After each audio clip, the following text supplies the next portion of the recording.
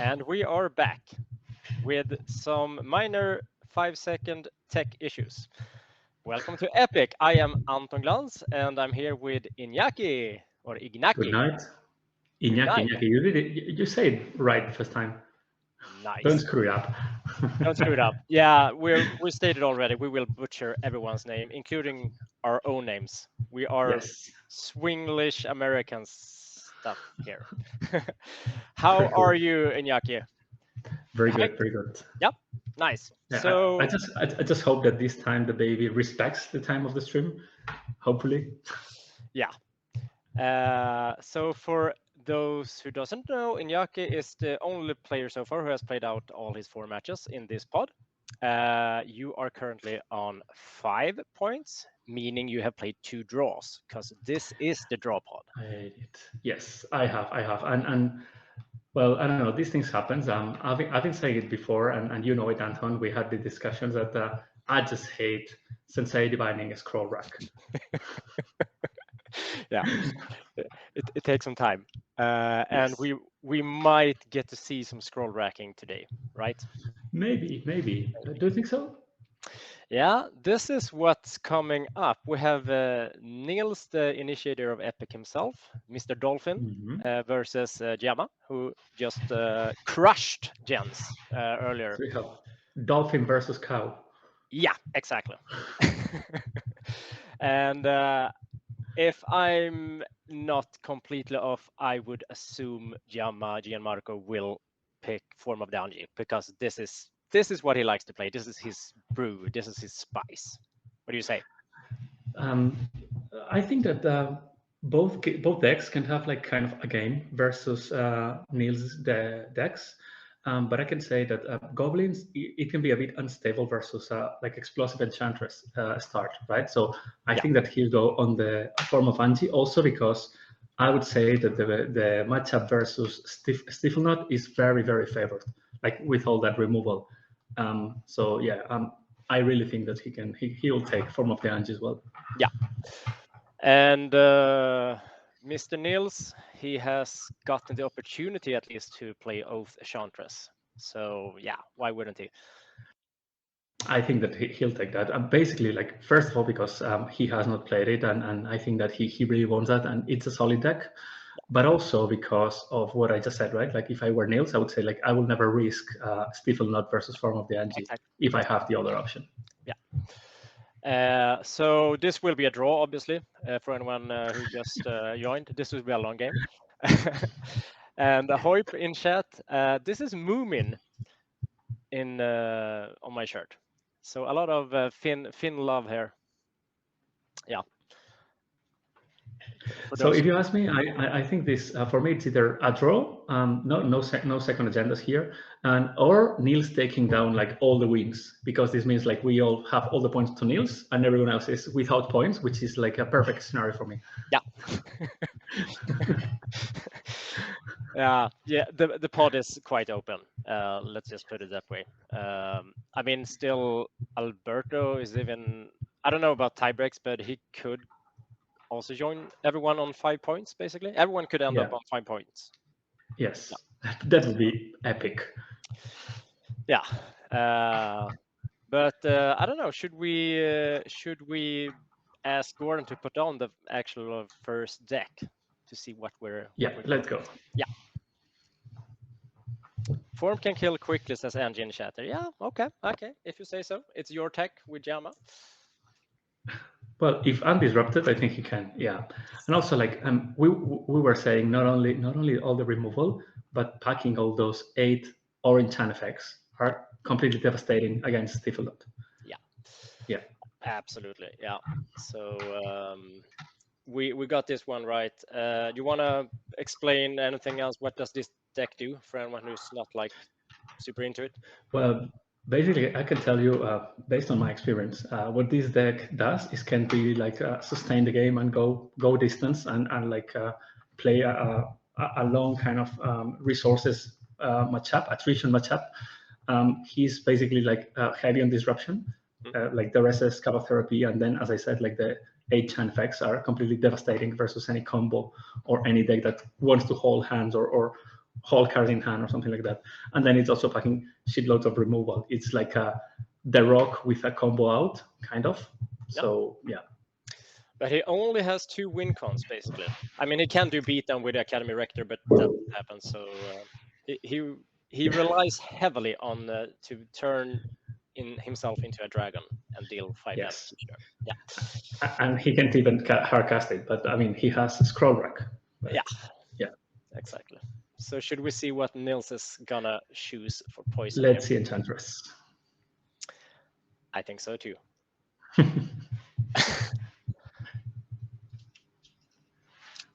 We'll see if Gordon hears us, but yeah, here it goes. There we go. Enchantress. Yeah. Mm-hmm. I'm actually going to turn on my sound to stream as well here, as a bad producer. We have some problem with the sound coming from Injaki, I believe, where it sounds like the mic is hitting something all the time. It goes like dum dum dum dum dum dum dum dum dum. I don't know. Are you using a mic on your table? Or is it no better? Can you hear me well? It's quite loud and a bit echo and when you don't move at all, it sounds good. Is it standing on the table and the table is rocking or something like that? Yeah, it can be. So yeah. Yeah. So don't touch the table and everything will be good. Perfect. I'll do that. Thanks for the... Because the sound is great otherwise. Sorry about that, everyone. And go ahead and talk about this amazing beast of a deck that I have waited for 6 weeks to see. Yeah, this is something else. This is a real cool take. And Nils loves playing green-white stuff. So what do you say? I mean, this deck contains everything. It can combo win. It can like go totally solitude prison in self and not taking any damage for a long turn, and it can draw your whole library. So yeah, I think that I like it mostly because there is like a part of inevitability, right? Like especially versus a deck that is not very interactive. Well, I would say like Jama's deck is very interactive, but this deck is super resilient to duress and Kappa therapy, because if you just play Enchantress Presents and you can like for some reason play the Sterling Groove, then you just forget about Vindicate and then you just go distance on the shoulders of Enchantress Presents.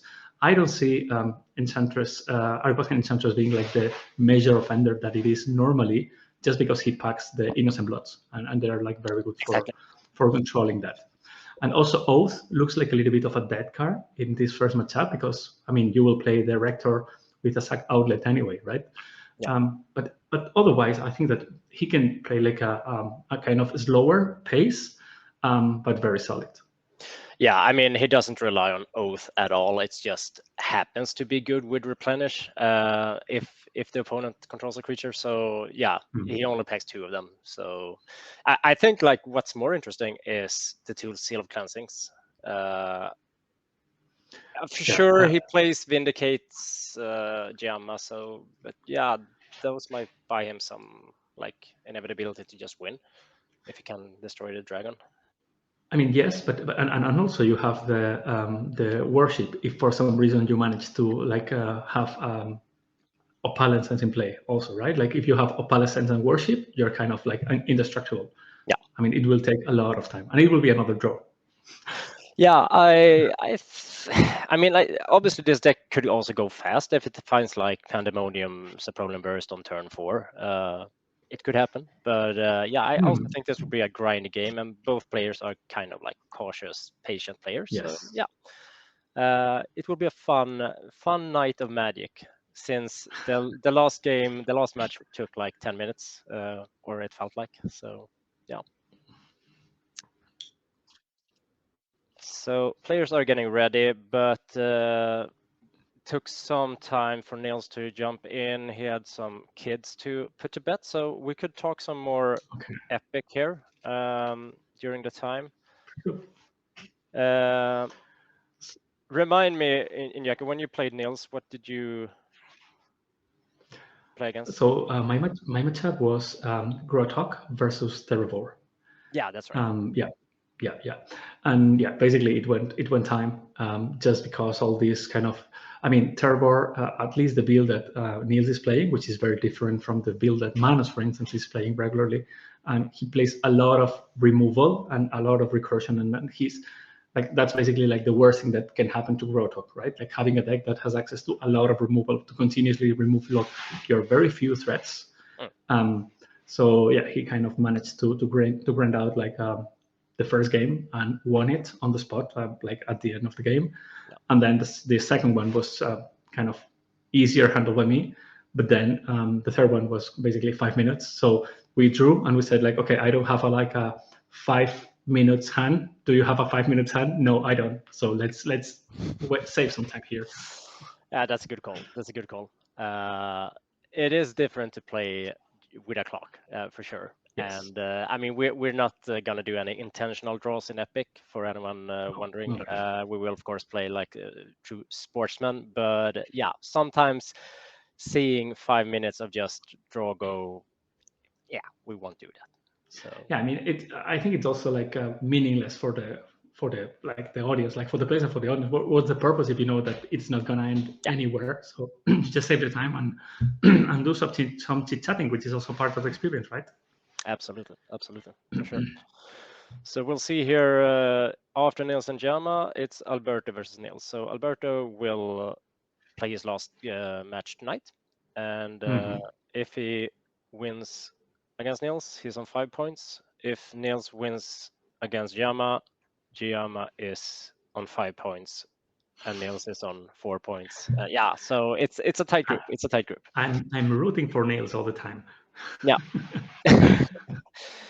Should we start a poll, perhaps, Gordon? If you might start a poll in for the chat to see who you think will win. Actually, Let's see. What do you say, Iñaki? Who will win this match? You mean Niels versus Jama? Yeah. Yeah, I honestly think that is slightly favor for Niels, just basically because, as you said, he has on the one hand like main deck disruption to the kills, which are the seals, and also he has worship, and he also has solitary confinement, which are all solid answers to like the one trick pony deck that he's facing. Also, part of the game plan of Jama, which is like the hand disruption to kind of keep the hand low, is not super effective versus Enchantress. So I can see like a slightly favor. I don't know. I would wait for Frank to say when it's the 95% time. I will wait for Frank. And with that, I hear the players are getting ready, so we should go down to the play area.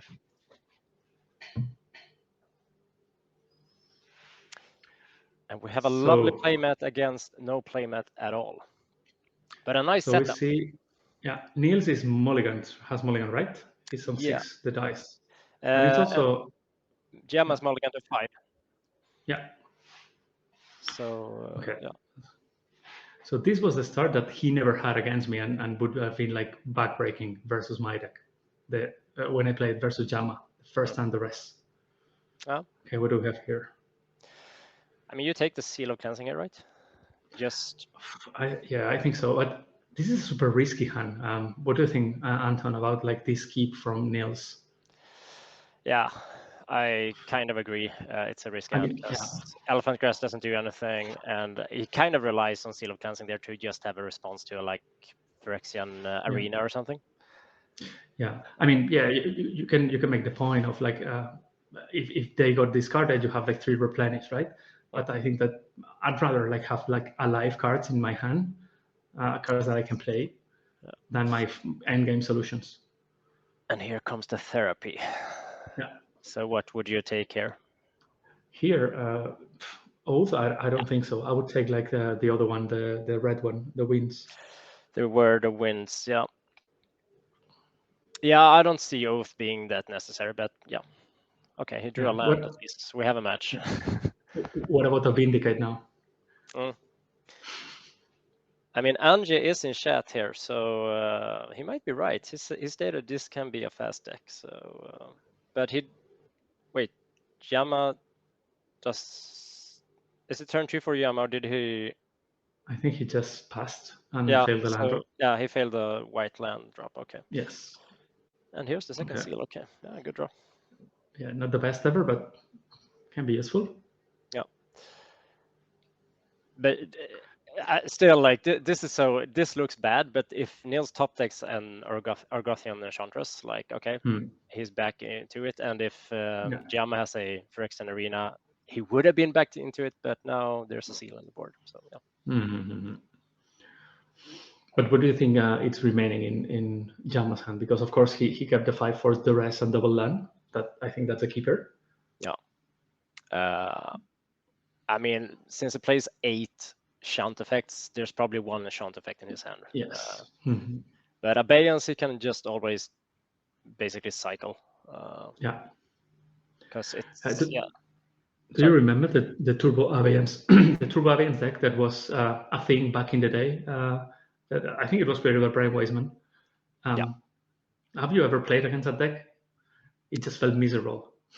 Yeah, but they always, I mean, playing against any like Enchantress shell or Turbo shell with drawing their decks is kind of miserable, to be honest. Yes. You kind of root for them when they start to go off, like just finish it. So that's yes. Okay, just do your thing, do your recalls, and kill me, please. Exactly. Yeah. Okay. So Sterling Grove, will he have to go get a Wild Growth just to ramp? Yes, but then you're exposed to the 2/1 for Vindicate. Yeah, okay, and here's the white mana. Yeah. Oh, so no Vindicate. Good news for Jens. Jens Niels. Yeah, but would you actually Vindicate here, or is it just a bit aggressive? I mean, he's failing land drops, right? And he needs to like have like 3 land drops or 3 lands. Yeah, for sure. Okay, he needs 1 more green mana, and he has some plays then. But yeah, that's also actually kind of a thing I did not think about. But he plays a lot of auras on lands, and the 4 Vindicates will be great here. Yeah. I remember when I was playing in the All Legacy, the Team America deck, playing Stifle, Wasteland, and Sinkholes. It was glorious to play versus Enchantress. Yeah, I did play Enchantress back then, like in 2009 in Legacy, when Team America was actually a thing with the Goyfs. Okay. So I was the bad guy in front of you. Yeah. Yeah, exactly. Yeah, Frank says wait for Vindicate. True. Yeah. True. And someone with blue contour say I would instantly Vindicate there. So yeah. Okay, so we have the Argonian Enchantress online. Yeah. Let's just see whether there is Innocent Blood or not. I mean, he's not playing Chance. Yeah, he kind maybe of he Chance now. Okay. I mean, he does not have Chance, because if he had, I would have played Chant in response to cracking the Fetchland, right? Yeah. Yeah, for sure. But because Abeyance doesn't stop, it only stops instants and sorcerers, right? Yeah. It should have been Chant. Yeah, exactly. So now I'm really curious to know what's in Giamma's hand. He's doing nothing, and he has like, I mean, he definitely has an Academy Rector in hand. That can be the only answer, right? Yeah. I mean, this is kind of fair. It would be so boring to see someone snap keep a 7, someone multi 5, and don't just be stuck on mana. So the fact that both are playing like subpar hands is kind of interesting. Yeah. And Niels seems to becoming, yeah, he will get online here with his Chantress. Yes. Cards. Yeah, and also now we have Niels that has a very good position, because even though Giamma has, if he had the Academy Rector, he also has the Therapy, but having that seal makes it very complicated to go off. Yeah, that he found the 2 seals within like his first 7 cards or 8 cards is rough. But, yeah. And the Sterling Grow protects his seal against Vindicate, so like it's another hinder to bypass before he can combo off. So yeah, his this is starting to look like the 95% call from Frank here. Do we have Frank? Frank, what do you say? Any call, Frank? Okay, he did opt to sacrifice his Sterling Grove there. Yeah. So he wants to play combo. I think, yeah. But you have done, I mean, I'm no Enchantress expert, so here I would need your help, Anton. Do you think this is the right call to just go and explode, or what would you do here? I think the Sterling Grove is actually kind of good to have just for protection on the seal, because now he did land a Academy Rector. So I don't see the need for him to go that aggressive, to be honest. But yeah, I don't know. Maybe he just wants to find a white source so he can start attacking with his enchantments with the opalescence in hand.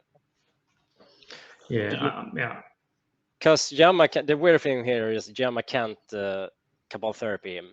It would be good to take like Worship there or Opalescence, but then he's susceptible to Seal of Cleansing. So yeah, weird state. Yeah, because Niels is not playing any exploration, right? So he's just having one land per turn. I don't remember. I actually have the list there, so I can look it up. One exploration. Okay. One Miser.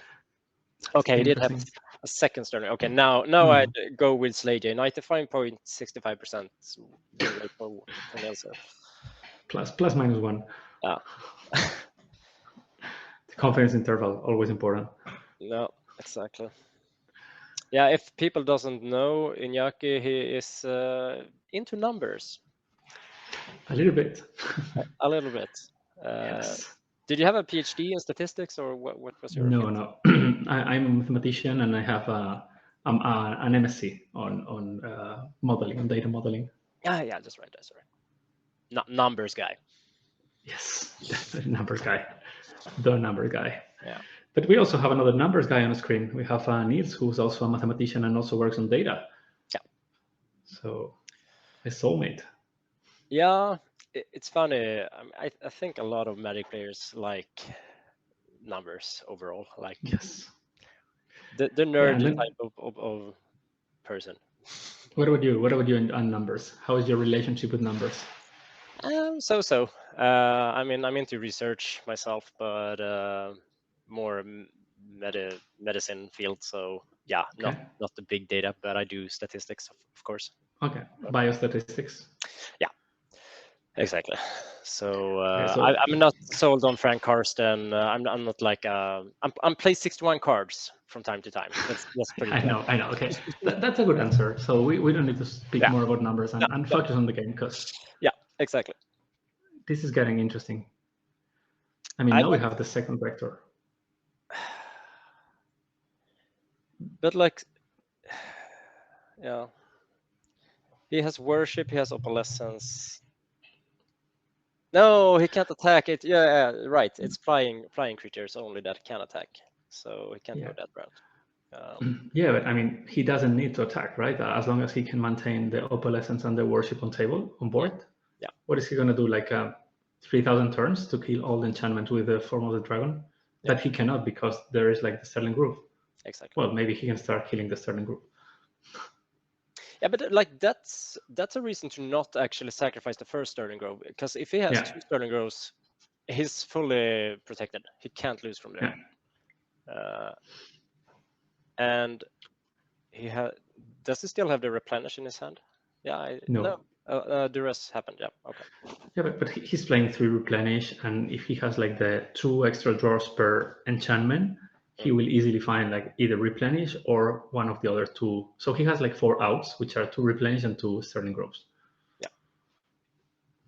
So I don't know. This feels quite good for Niels. Yeah, I'd say so. But for anyone who has not played Enchantress, this is the best feeling. Like everything you play will net you more cards. You're such a powerful position. It's a good feeling. If you like to draw cards, this is that type of deck. And probably Premodern is the format where Enchantress is actually like the best higher tiered compared to other formats. So I don't know about Modern nowadays, though. Well, definitely not vintage. No. But it has come a lot of good enchantments lately. Yeah, sorry. Actually, how is it? Because you're also an old school player, right? And there is like a version of Enchantress in old school, like the other Enchantress. How good is it, or how bad is it? It's pretty bad. Okay. That level of bad. Yeah. You have the Verdure and Enchantress, and you don't have any. I mean, you have some great enchantments, but not this type of like synergistic deck. Yeah. So, yeah. But you have this other, the Dance of the Many. Is it called Dance of the Many? The blue enchantment that copies the Verdure Enchantress. Dance of the Many, isn't that the black like No, that's animated? No, I don't know. that's Corpse Dance. You're talking about Corpse Dance. Okay, yeah, you're talking to an OS guy that play like the good cards. I don't know about these good cards, so yeah, you should talk to Gordon. He knows Okay. every good old school card. Okay. Cool. Yeah. I don't know. I like Enchantress, but if you ask me, just for the way that I like playing, I like the blue green Enchantress, but I think it's just kind of 2 tiers below the green white. So I will never do that to myself, like playing this kind of super lower tier. Yeah. But I think that's the most fun kind of Enchantress that you can have in Premodern. Yeah, but I don't think it's the Cloud of Ferris build you're talking about. I don't think that's too bad. It might require a bit more thinking and a setup, but like it's pretty consistent in doing what it does. I know, but for me, there is like 2 tests that you need to pass if you want to compete. One is the slide test, and the other one is the goblin test. Yeah, true. And it passes none of those. Yeah. So true. Okay, so Giamma here, he needs to pay 4 to attack him for 2. Seems good. He has put Niels down to... Ooh. Oh, that's a good card. That's a good card. I mean, yeah. Don't know if it's solving anything, but... Yeah. He still can't sacrifice his... He just needs another Cabal Therapy, basically. Yes, that's a good point. Because this was crucial. Now he's putting Niels out of replenish mana for a while also, so he can buy some turn in. And by the way, our prediction about Argothian Enchantress not lasting many turns because of Innocent Blood was completely wrong. Yeah, it was. How many turns he had? Yeah. Was this Enchantress on board? Yeah. But yeah, he drew the Miser Exploration here post Armageddon, but with 2 Enchantress effects out, it's kind of good now. Yeah. Did he draw, or do you think that he was keeping it because it wasn't needed? Yeah. Anyway, yeah. The effect is the same. Exactly. Yeah, so I still say Niels is extremely favored in this position. Yeah. Yeah. I mean, as long as you don't take those enchantments out, like he'll be back over and over again. Yeah. Ooh, the value or enchant. All right. Play a land. Value for beatdown. Yeah, exactly. It's 2 damage. Yes. And then he will rely on worship to not die. Yeah. Also like that, like playing pain lands instead of brass with worship and solitary confinement. That's kind of nice. But then, why do you think that Niels stopped playing cards? I mean, is there any reason why you should be stopping? Because he was enchanted, or what do you mean? Ah, okay, because they're enchanted. Yeah, he was enchanted. Okay. So now we will see a hell of a turn, I'd imagine. Yes, because there is like the first sacred, the Zero Sanctum on board. Yeah, exactly. When Sanctum, and there's the Sanctum. Okay. Now we just want to see a replenish, and this is over. Yeah. So it takes 1 damage from there. Or maybe he just goes off with a combo. Let's see. Okay, Pandemonium. Cool. And then Burst.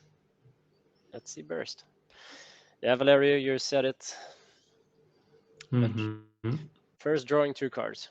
Always nice. Very weird game. This game turned... Okay, cool. So for anyone not knowing, Iñaki, will you want to explain the combo, Pandemonium Poland Burst? Yeah, so I mean, basically Pandemonium, what it does is like whenever a creature enters play, you can decide that creature to deal damage to any target. You decide your opponent. And Pandemonium, what it and Suffering Burst, it has 7 tokens, and you can remove a token to create a creature, which is strength and resistance equal to the remaining number of tokens. So if you do the math, you can create like 21 damage straight to the face. Yeah. So cool. We saw a combo finish there. Yeah. And we still have a lot of time on the clock. It only took like almost 20 minutes. So yeah. Cool. So let's discuss sideboarding. What do That's interesting. Yep. That's interesting. Like, I don't know. I think that he definitely wants to kind of try to have control of this graveyard just because of the synergy between replenish and duress. Yeah. So I would put the crypt definitely because it's the best answer for replenish, but maybe the other two. Yeah, the furnaces. Let's see what he would cut. I mean, you definitely cut the 3 removals. That's 3 slots. The Source to Plowshares and Vendetta. And Abeyance is not great here either. So yes, I mean you can keep it if you want, but yeah, I think that you have like those 7 slots. Yeah, and Aura of Silence. Aura of Silence is huge if you can land it on like turn 3. Yeah. So Aura of Silence. You also have the Ancestral Mask. Yeah.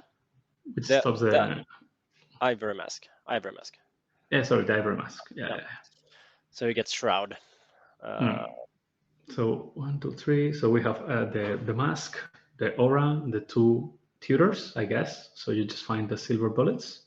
Yeah. The question is like, yeah. Chat says Plague here, and 1 Plague might be good actually on Enchantress, right? Yeah. I think that especially if you bring in the tutors, it makes maybe not both, but at least 1 would be like a good card. Yeah, absolutely. Yeah. But then how many slots are we talking about? Because we have like aura, mask, 1 plague, 2 enlightened tutors. That's already 5 slots. Then I guess Seal of Cleansing, 6 slots. And then Tormod's Crypt, that's 7 slots for the 7 that we said.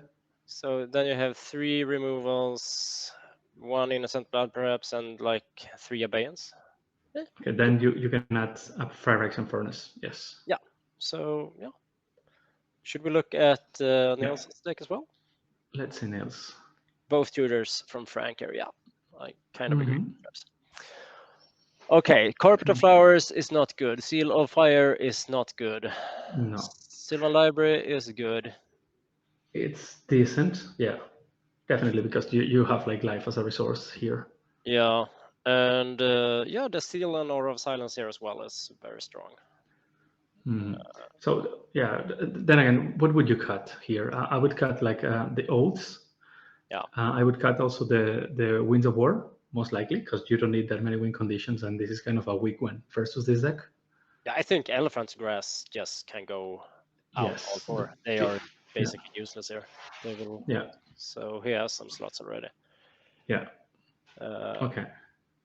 But yeah, Oath is kind of dead as well. So yeah. So I think that 6 slots, and you have like the Sylvan Libraries, the extra disenchant effects, and the Karmic Justice maybe for Geddon. How is Karmic Justice? Does it affect Armageddon, or is it just non-land, non-creature permanent? It's non-creature. Non-creature only. Okay, yeah. So it's good against Vindicates as well. Yeah, well, if you have that slot, why not? Yeah. Yeah. So I think that's about it, right? Like you don't need City of Solitude. No, I don't think so either. The Karmic thingy says whenever an opponent destroys a non-creature permanent from you, you get to destroy a permanent from them. So an Armageddon would be devastating. Like Pernicious Deed is usually why you have a Karmic Justice in your sideboard. Because if it dies, it will still trigger. So you can fuck up some things. It's a good card. And like that's the great weakness with playing Enchantress. Like Deed is super good against this deck. Yeah. And if you play False Cure, with 4 Reverent Silence, not great to be an Enchantress player. Okay. Just note it down for next epic iteration. Okay. Okay. I don't know if we're getting ready to go down to the play area again. Are Let's they go. solving mulligans or? Are you drinking anything tonight, Iñaki? I already had my beer, another kind of cheap Estrella. Spanish beer. Yeah. Estrella. Yes, Estrella. that it is. Yeah, we all have our like trademark beer. I usually go with Newcastle. It's a good one. Okay. So do we have to? Okay. So I think that they are almost ready, right? Yeah. They seem to be start shuffling up here, so we will go down and see when they resolve mulligans. Magic the shuffling, always great. Yes, and Magic the Mulliganing. Yeah, that as well. That as well.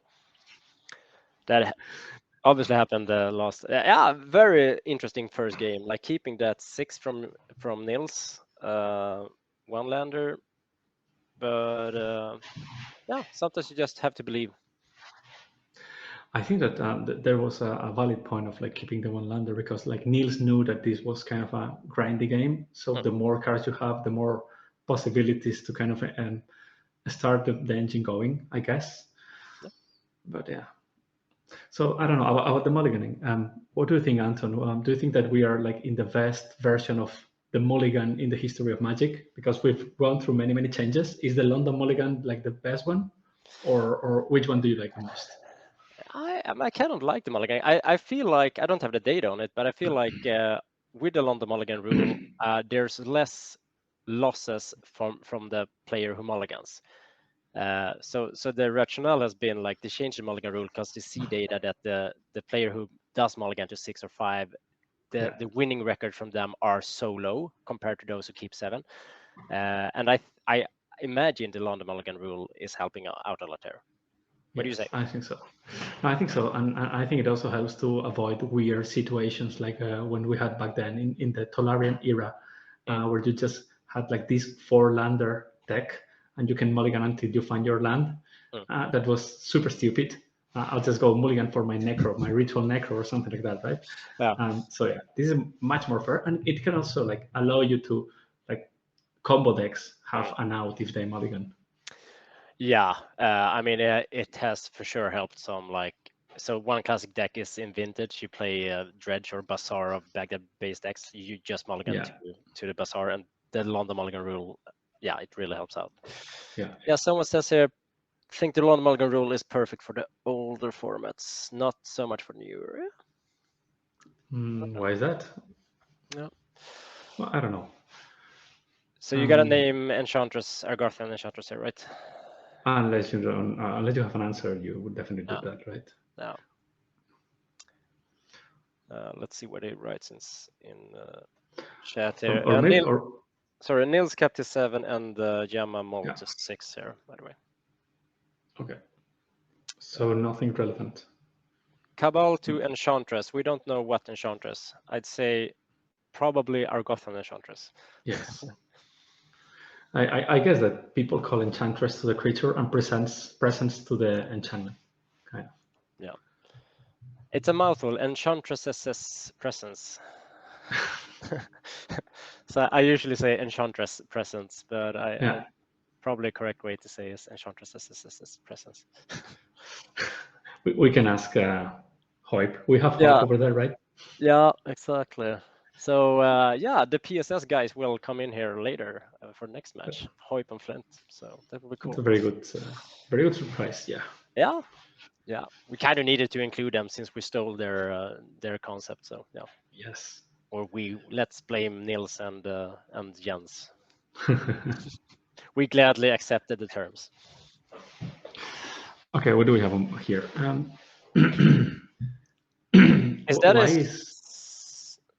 Why is he not playing the Sylvan Library? I think the image just froze. Or he just shipped it fine. He did? Yes, I think so. Yeah, he should definitely play the Sylvan because with the Sterling Grow, he doesn't have to fear Vindicate either. So No, there was an orange hand that we did not see. Okay, yes, of because course. of the lag. Yeah, of course. Yeah, I remember when playing with Jamma, one of the biggest issues that we had, it was the lag on his end. I don't know, maybe it's his connection or something. But when he was playing against me, it was terrible. Like every interaction took us like 3 extra seconds or 5 extra seconds in average. It was horrible. No, yeah, that's not the best experience. Do you wasteland the Sungrass Prayer here? But you know he has another one, so do you keep it for the Sanctum, or do you? I think you just keep it for the sake of having more mana, because Sanctum will be ineffective. Yeah, as well. He will play it when he needs the mana for it. Yeah. So we have the Sylvan Library. Yeah. I mean, this looks good for Nils, but I guess Jamma can win just from nowhere also. But the Sterling Grow is it's a seal of cleansing, so yeah, he can't just play into so many cards to play around. Yeah, and also beware, because Niels already has half of the combo in his hand, so that can be also like a fast kill if you just don't do something about that. No. Yeah, having the Phyrexian Furnace might actually just be nice to just take away like one Enchantress here, and yeah, you duress one more. Yeah. And worst comes to worst, Yeah, it's a better cycler than Abeyance against this deck. Yeah. So. Yeah, I mean, at least it has some utility while not in your hand. I agree. But I love this deck. I love both these decks, I should say. Like they are both brews. I have not seen a like Oath Chantress. I definitely haven't seen a form of the Anji before, but not this like mix-up deck from Nils either. No, I think that Niels played something like this in one of the monthlies, so I saw this before. Okay. I have to say that I'm sorry, Angie, if you're in the chat, but I just can love form of the Angie, because for me it's a deadly sin that you play a black deck without ritual. Yep. That is a deadly sin. Okay, he goes aggressive. He hardcast Saprolan Burst before he plays the Pandemonium. Probably doesn't have red mana, but I don't remember the math when you actually do combat with the Saprolan Burst. You should remove 2 counters now, so you have 2 4. How's the math? 2 4/4s. Yeah. I think you have 2 4/4s, then you do well. 8, no, because then it's 4. 6. It's not enough. If you just remove 1, it's 5, and then you deal 4 3 2 1, which is 5 9 10 10 15. No, you don't kill. No, you don't kill. No, that I know. But how much is the like maximum damage you can deal with one natural Saprolan Burst just go in combat? I don't remember that number. Yeah, it's 15. You just create 1 token. Okay. And I guess that now he's putting him back on lands. Mike says 3 3 3. So then you attack for 9 and then 6. So that's 15 there, and then 3. That's 18. No, if you attack with 3 3s, it's 9. Then 2 and 1, it's 13, isn't it? 12. Sorry, it's 12. What am I missing? But there are 3 3 3s. Then there are 3 2 2s. So you attack for 9 plus 6. That's 15, right? And then they are 1 1. So then 18. I mean you mean over turns without Pandemonium. Okay. Yeah, exactly. I was thinking about like combining the Pandemonium and the Saprolan Burst. Yeah. Like playing one before the other. Yeah, I hear you. Yeah, this matchup looks rough as well. Can we see Enchantress winning through like combat phase, like regular beatdown with beasts? It would be cool. He did play 2 Saprolan Burst, right? Yes, and 3 Replenish. Yeah, for sure. But, so that's more than enough. It would be cool if we could put him down to like 2 from regular beatdown and then win with a Words of War for 2 damage. So yeah. Yeah, Anya is here as well. Enchantress is a bad matchup. Potentially 6 seals if you consider grow. Yeah, exactly. Yeah. But I mean, still we get to see a lot of cool magic and some decision making from Nils. He usually plays very tight. He doesn't like to rush unless needed. And from this spot, I mean, it can be quite costly if he just rushes through this. So he should. And by the way, talking again about like kind of niche cards that don't see much play, like the Dance of the Many that we said before, but now for Premodern, have you ever thought about Null Chamber? Yeah. I'd rather play Medley Mage, but Yeah, but I mean, like for a retro deck, I guess, if you have a okay. way to kind of like remove it at some point, that can be. I don't know. I always watch at it, and it's also a reserve list card, which is becoming more and more It expensive. is. Yeah, there are some weird cards on that reserve list. But wait, Null Chamber says that both players get to choose one name, right? Yes. Yeah. So a balanced Medley Mage, yeah. Okay, Yes. this is a one turn too late. Drawing the Phyrexian Furnace now. Too bad. I think this is. Can I be frank? Can I say it's 95% Nils? Yeah, I will say 94% just to be a bit lower, but I still think we're getting there. And I mean, Silver Library is so good against discard heavy decks. Just keep whatever you want to draw later on top. So yeah. Especially if those discard decks come with no pressure, right? Because at some point you can just say, I do an ancestral for me, and I'm back in the game. Yeah, exactly. Yeah, Raf K-Run says Null Chamber is okay if you run Replenish. Yeah. I mean, you don't want to play it out and they say Replenish, but yeah, you could circumvent that route, of course. And Mr. K-Run is the Parfait Oath master himself. He likes to play this enchantment heavy green-white decks.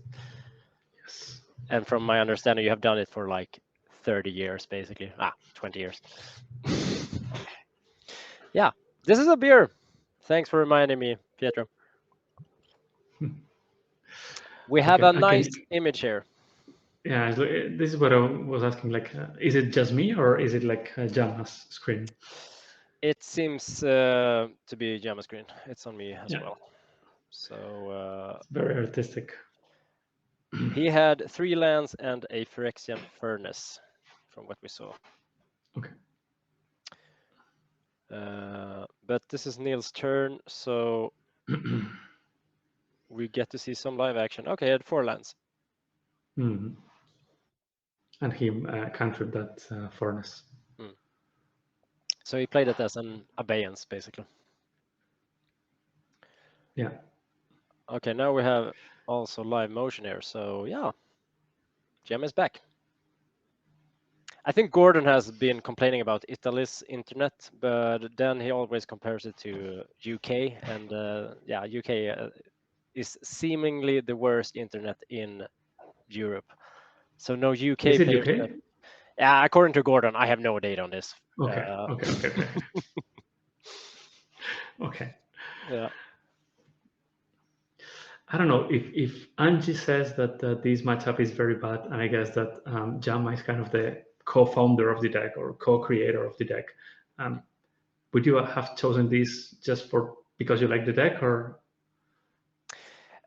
Yeah, I think Jama is like several players here. Like we don't give a shit about. I mean, of course, it's fun to win, but it's also this has just been a great experience to play and yeah, just be a part of. So I think he wants to show off his deck, but it's too bad that it doesn't really get to do its thing here. Okay, Pandemonium now will. I don't know how does that change anything. I don't think so. So I don't know. I mean, what does Jama need here to kind of not die because he's very far away from winning? Yeah. He needs basically I don't know. Yeah, but he can just Sterling Grove for another Sapronin Burst in the end step here. And Yeah, because he doesn't have any. Yeah, did he any? He didn't have any disenchants, right? Jamma. He didn't have any instant removal. No, but Jamma, he can like orange hand into the rest, if anything. True. Yeah, that's true. That's true. Yeah. Yeah, and Niels, Yeah, of but course, it looks have like considered that. Niels. Yeah. Have considered that, or maybe he already has the Supreme Burst on top. True. We'll see. I mean, he can have Supreme Burst or a Replenish, which will be for the same effect. Yeah. For sure, for sure. So 3 more, down to 7. And Niels has drawn 2 extra cards from his Sylvan. So Okay, there we go. Okay. Another burst. GG. And 3 land. Oh, that's a gold that land. sucks. Oh. Dying like this, it's so bad. But this is karma. This is basically what Giamma did to Jens previously today. Yeah. So yeah, but this looked rough. Good. So no draw. Yeah, this still means that Pod B is very open. So you and Giamma are both on 5 points. We need to look at tie breaks there. Yeah. Yeah, no draws today, Frank. Weirdly, like we came for the draws. We are tricked. I think that means that we can invite the players for some post-game commentary. Mm-hmm. And Gordon is fixing stuff in my. Ooh, Iñaki is celebrating with a smoke. Yes, vaping.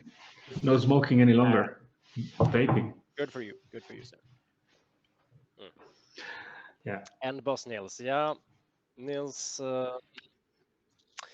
is an end boss, and let's see if we have Nils and Giamma here with us. Guys, are you ready to jump in? Yeah, welcome. Good games. Hello. Yeah, hello. Good games. Congratulations, Nils. Good games for Niels. Yeah, thanks. that was a That was beating. fun. I mean, this is basically following the tradition that no one wins in this pot the 2 games in his night. Yeah. Yeah, really. That's been actually true. That's been consistent through the whole Yes. 6 weeks. Yeah. Let's Okay, see what you do, Niels, now. Just on that note, can we reschedule my second match to another week, maybe? Just because if I cannot win, then I will just play another week then. No, can't You can break the odds. No. Yeah. All right, Giamma, what's your take here? Why did you pick Form of the Anji today? Yeah, I would get a second chance to the deck. So I want to play more. I think that goblins could suffer maybe more than Form against Niels. But I don't know. Game 2 is super odd for me. I draw a lot of land and. Yeah, and the Phyrexian furnace came like 1 turn too late, and yeah. Yes. Yeah, 1 turn late, the furnace. I draw both. Yeah. And yeah. Nils, how did you expect this matchup? Why did you choose Oath Chantress? Were you putting him on Form? No, I wasn't. So I did like a matchup matrix and tried to evaluate all the 9 possible matchups. And before I was doing that analysis, I was actually planning to ban Form of Angie.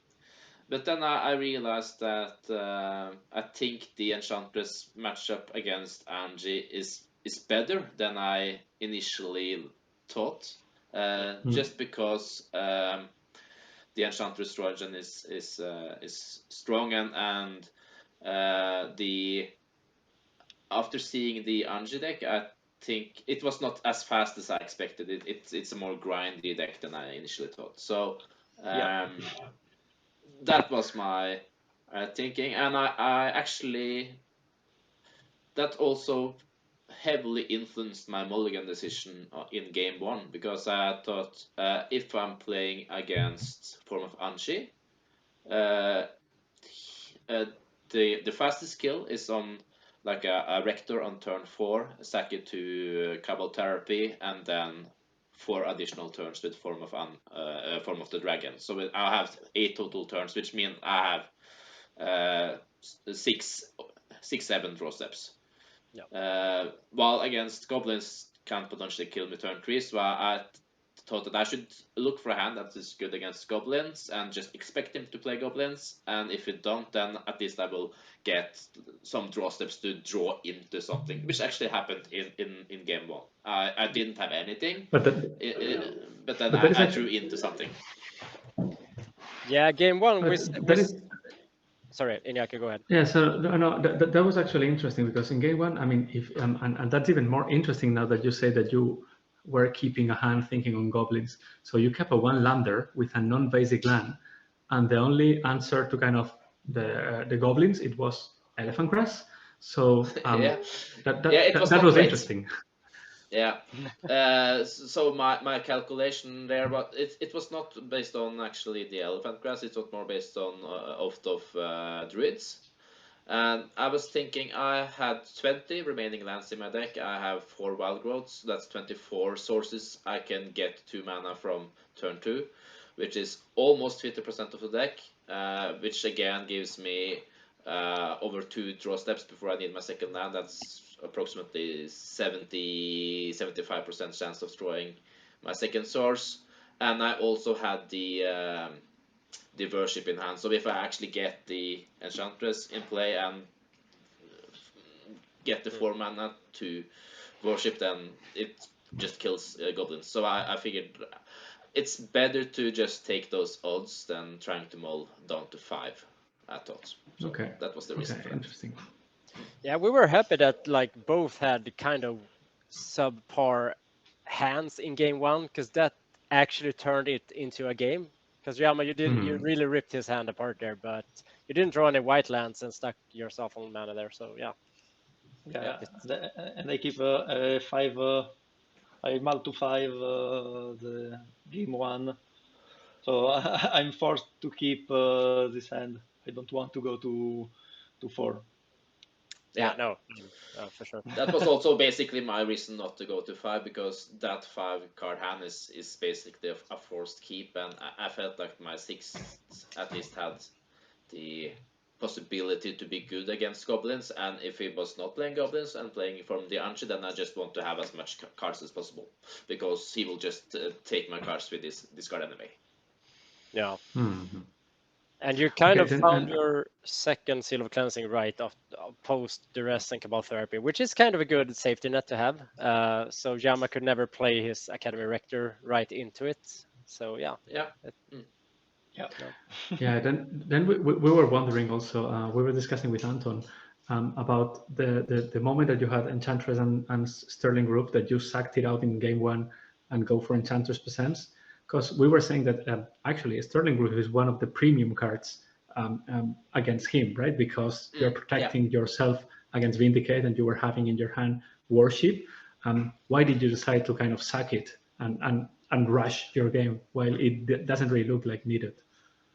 I actually don't recall that exact moment, but it's true, like you said. I wanted to keep the Sterling Grow as a protection as much as possible. I think at least one point in game 1, I sacked it because I already had a second one in hand. So I think my plan was to sack it end of turn, play the Enchantress, and then play the second Sterling Grow to protect it again. Maybe something changed my line because of what I drew from one of the Enchantress effect. I don't recall exactly, but my plan was most of to keep the Sterling Grow as protection, and at least get some value from each Enchantress effect, so I get like a counter from each before he gets the option to destroy it. So that's actually why I didn't play my Argotten Enchantress when I had it, because I had an elephant grass, but I was hoping to draw my third land and just cycle it. And because he can kill it with innocent blood, so I figured I would rather have it in hand, protect against innocent blood, than put it into play, because he cannot take it with the res, and the only option to take it then is with the Cabal Therapy. But it's hard to call Enchantress, Argoton Enchantress, when he knows other cards in hand that he will sure can take. So it's more safe to take the one of the known cards than the unknown ones. So that's also the reason why I slow rolled it a bit. Yeah, but I mean, it's the inevitability when Enchantress does its thing. Like even post Armageddon from Jama here, like okay, you had the exploration and just started spinning out land and draw cards from the exploration with your Enchantress. So yeah, when you're in that situation against Enchantress, it's not looking great. Yeah. We actually discussed that a bit, because I think I had 10 or 11 cards in my hand, all really good. Like I had the combo, the Pandemonium Panda Burst combo, and some other cards, but I actually decided to discard some of my good cards to keep 3 lands in case you had Armageddon there.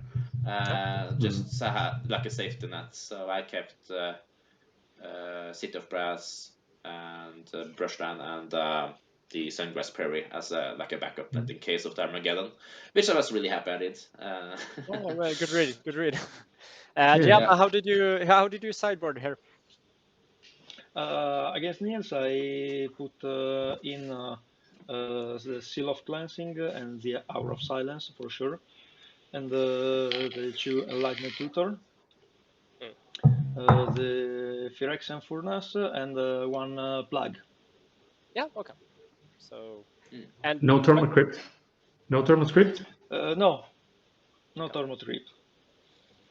Okay. Hoping to give access to the Furnace early and start to remove cards, but then I put out the Swords, Vendetta, 2 Chant, and 2 Blood. Okay, so you kept in all your abeyance. Yeah. I keep the abeyance. Okay. Yeah, because Innocent Blood it's an interesting card. If you keep him in or not, how many you should keep in against the specific card, Agarthian Enchantress. But yeah, so 2 is the magic number then. Cool. Yeah. Niels, how did you sideboard? If we want to switch back decks. Yeah. So I did cut my 4 Elephant Grass. Let's see. Let's see. Okay. I did cut something else. Let's see here. 4 Elephant Grass and 2 Oath of Druids. So that's 6 cards. Yeah. So the Oath, I don't expect them to trigger, so it's just an enchantment that doesn't do anything. And the Elephant Grass also kind of doesn't do anything. The cards that went in was the 2 Sylvan Library, which is really good. Just to, you did see it in game 2 how it functioned there, so it was really good. And then the Aura of Silence, the Seal of Cleansing, the Karmic Justice. The final slot I just used for a Seal of Fire, which can potentially just do something. Well, not really as a singleton, I guess. But I had games where I had killed players with a double Seal of Fire, Replenish, and like shoot for 8. So it can happen. Okay, but it's pretty strange. Yeah, I guess like if he gets a Form of Dragon into play, and maybe I can like 1 Seal of Fire and combine with a Verse of War might, in some strange spots, be the card you need. So it's like it's just replacing the Elephant Grass.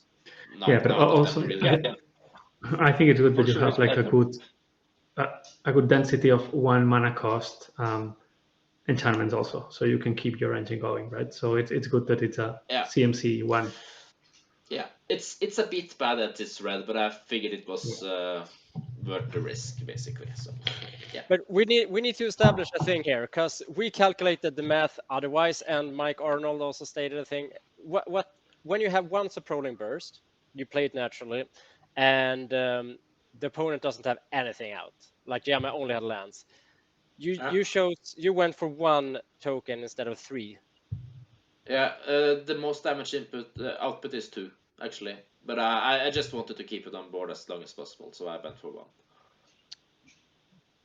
1. But 3, if you have 3, if you make 3 3 Yes. then you will attack. Maybe that's 1 more, I guess, but then it will stay on board 1 turn later, so that will be 9 plus 6 plus 3, so 18 3 damage. right? That's 3. So that's 18, and another one is 8 plus 6 plus 4, which also 18, Yes. and then another 2, so 2 is actually the most. 8 plus, yeah.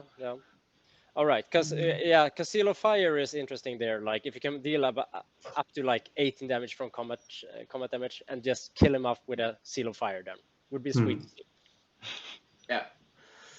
Yeah, I could have went for 2 tokens there, but it was also partly because I had a Ponemon in hand, and then it's nice to have some more counters on the Surprolling Burst. But I don't think it's like a key thing, like having 1 token and 5 counters or 2 tokens and 4.